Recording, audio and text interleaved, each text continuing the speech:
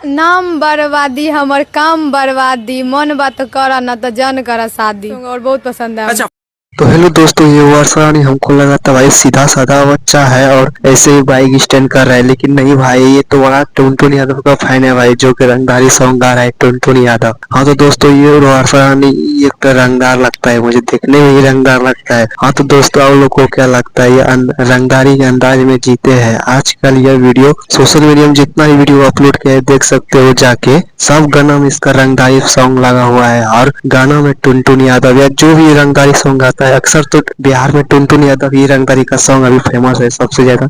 रंगदारी में किसी को बोलिए ना भाई रंगदारी में अभी सॉन्ग किसका आ रहा है, तो भाई टुनटुन यादव को ही आ रहा है, सभी लोग को पता होता है। हाँ तो दोस्तों, ये टुनटुन यादव को बहुत बड़ा फैन है, इस वीडियो को खुद बोला है मैं टुनटुन यादव का, उसका सॉन्ग सुनना बहुत पसंद करता हूँ। हाँ तो दोस्तों, टुनटुन यादव का सॉन्ग बहुत लोग को पसंद आता है, हम लोग मुझे भी पता है, और टुनटुन भैया का सॉन्ग मुझे अच्छे अच्छे से पसंद आता है।